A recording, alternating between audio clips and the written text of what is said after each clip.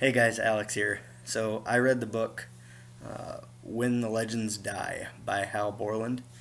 Some background on Hal Borland. He grew up on the Ute Indian Reservation in Colorado, and most of his works have something to do with the Ute people, the Indian way of life in Colorado.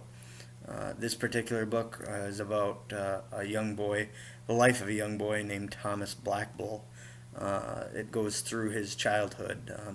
From the very beginning, the white people are after the Indians, and his parents, running from the law, run off into the woods and live in the old way, teaching him how to do things like weave baskets and build lodges, and he has this objective of coming up with his own name.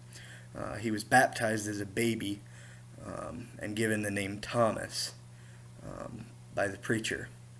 But his mother and his father didn't acknowledge that name. They called him son until he came up with his own name, which was a coming of age type deal. And he chose the name Bear's Brother because of an encounter that he had with a bear, where the bear didn't hurt him, didn't harm him, didn't bother him, and he had a conversation with a bear. So he picked the name Bear's Brother.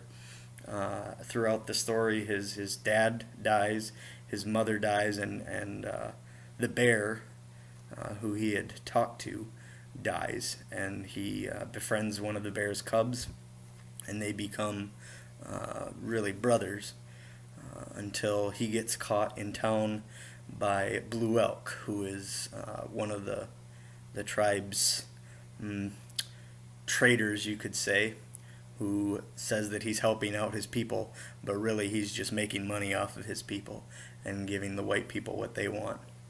So Blue Elk takes Bear's brother into town off the reservation, and he goes to school, which doesn't turn out very well. He ends up not doing well in school and getting into trouble, and eventually he's taken off the reservation by a fellow named Red Dillon, who saw that he had potential to ride horses, and Red Dillon made his money off gambling and setting up sting rodeos. So for the remainder of the book, for the majority, Thomas Blackbull becomes a saddle bronc rider, and he's a really good saddle bronc rider, but he ends up leaving Red. Red dies, and he continues to ride in rodeos until he's for about 15 years. And after 15 years, he left the rodeo scene and went back to living in the woods.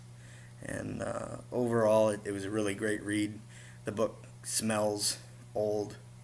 It made me feel like I was 5, 6 years old again, reading books about Indians, and it was a neat read. By far the coolest book that I read all semester. So I recommend it to y'all, but don't take my word for it.